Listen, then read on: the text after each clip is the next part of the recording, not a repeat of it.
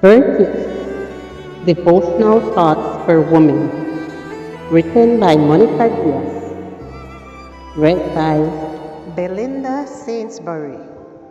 Good morning, dear friends. Today, June 21st, our devotional is entitled Looking Without Seeing. Eyes are useless when the mind is blind. Anonymous. Right before Julie Landsman went on stage, someone lowered the curtain. And it was that lowered curtain which made Julie stand out. She had a feeling that's what would happen, and her strategy worked perfectly. She sat down and began the blind audition for the position of principal horn at New York's Metropolitan Opera, in which there was no woman in the brass section.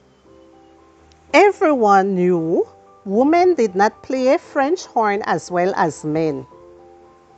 For the last piece, I prolonged the last high C, a very high note, a long time, so they would have no doubt that I was the person they were looking for to play the horn in the orchestra, says Julie.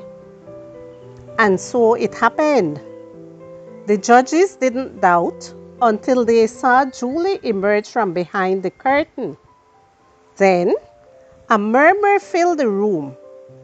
Not only was she a woman, demystifying the belief that only man could produce that sound in a French horn, but they also knew her.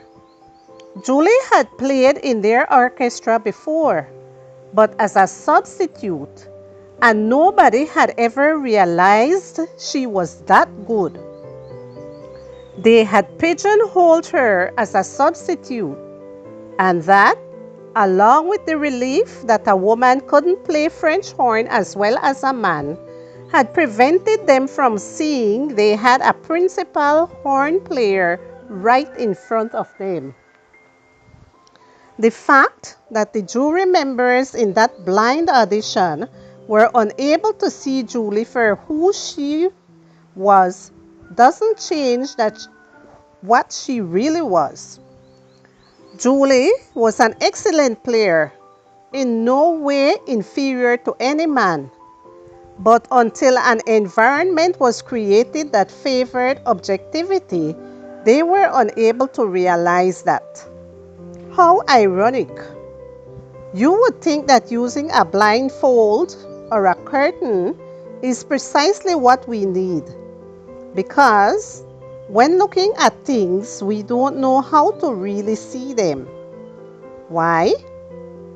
That's because behind two eyes that are looking, there is a brain full of arbitrariness and of prejudices, which, unfortunately, we want to confirm to maintain a comfortable way of perceiving the world and others.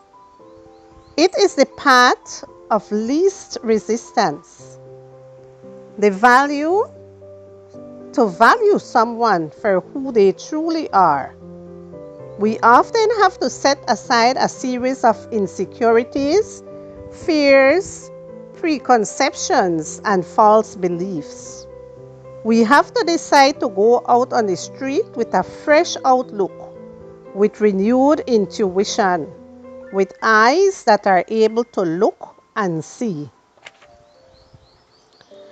I now realize that it is true that God treats everyone on the same basis. Those who fear Him and do what is right are acceptable to Him, no matter what race they belong to. Acts chapter 10, verses 34 and 35.